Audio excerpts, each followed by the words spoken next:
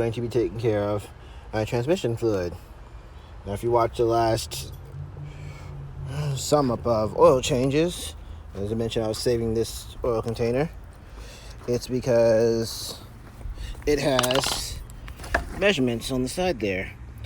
So basically, when it comes to transmissions, there's like at least maybe between 7 and 10 quarts depending on the vehicle. But I'm not going to take out 7 or 10 quarts because I'm just going to take out what's currently in the pan here.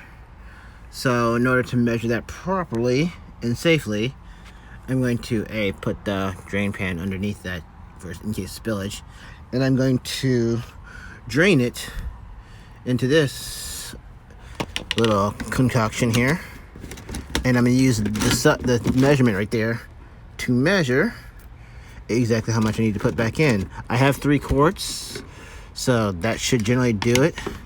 If not, then I can buy 1 more quart and just use like half it, because traditionally these are like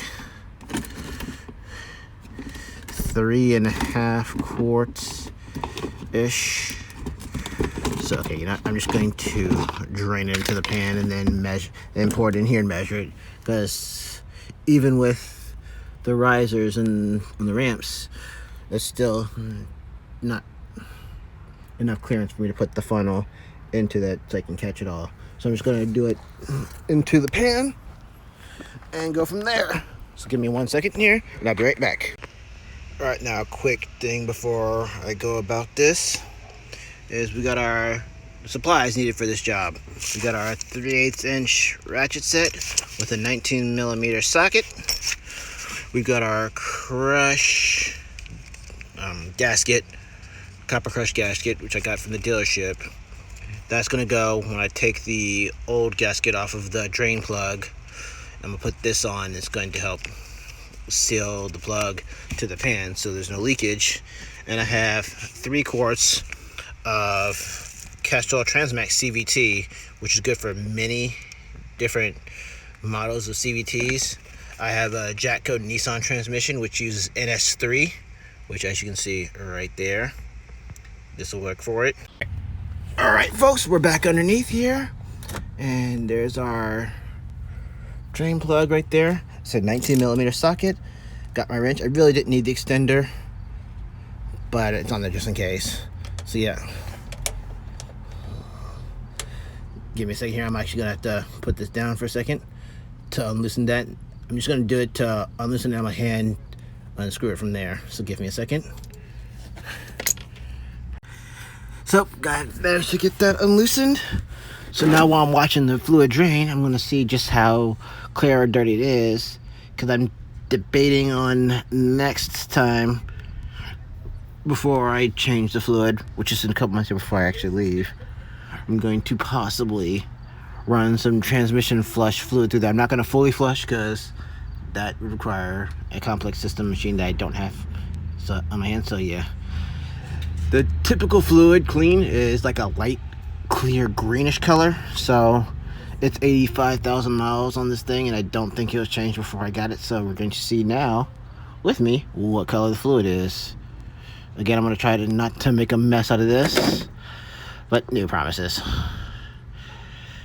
And here we go. Oh, God. Yeah. Once again, I'm an idiot, and it's pretty brown, so I thought they would have changed it, because I bought this car at 43,000 miles, and here are at 85,000, and my transmission fluid is that brown. But yep, we're going to let that drain all the way, and I'm going to deal with the crush gadget right here, and we'll get back to you. Alright, see you in a bit. Alright, so there we go. I've got the gear off. That gotta remove this copper piece right here, which is the copper crush gasket right there. So I need like a flat screwdriver or a pick, which I have a small flat screwdriver. So I'm just gonna wedge in there and pull this off, and then put that one on here before I reinstall the drain plug. So I'll get to that. Give me a second here.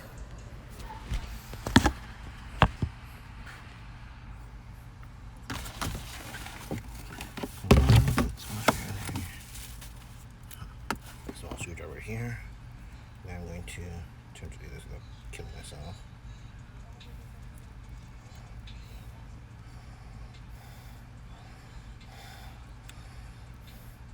let's see, let's go in there.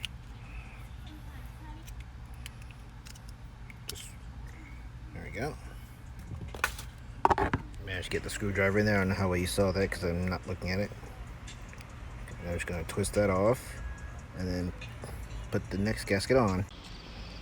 Alright, so here we go. Get the new gasket on for the plug. We're just going to go over here and we're going to check on the drain status of this. See how well it's draining. Oh, that actually drained pretty quickly. So, that aside, now we're going to measure that with the oil bucket there. Bottle. Crap. But yeah. So it's pretty much drained, except for a few drips here and there. Let that drip for like 5 more seconds, and I'm just going to go ahead and put the gasket on there, because it's going to drain regardless.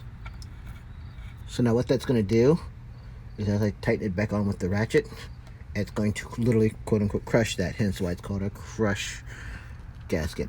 A copper crush gasket, to be specific on the terminology. But yes, give me 1 second and I'll be right back. Actually, no, we're going to do that now and then I'll wipe it up.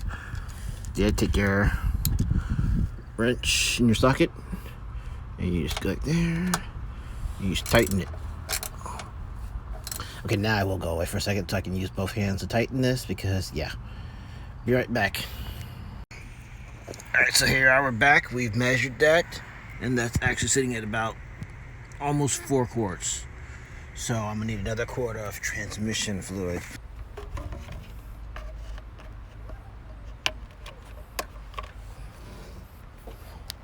Alright, so there we go. Yes.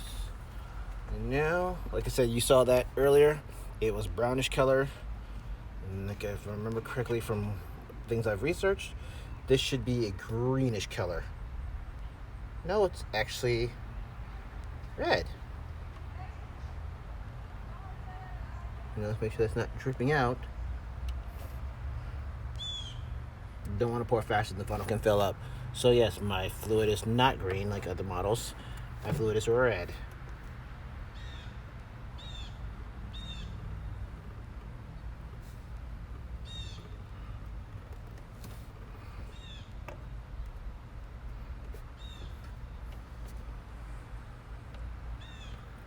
So I believe that information I looked at was based on the previous generation Nissan Rogues, where it was green and not red. Although I'm not 100% certain if the color is an issue or not. I mean, it says it's available for NS3, which is what my vehicle uses.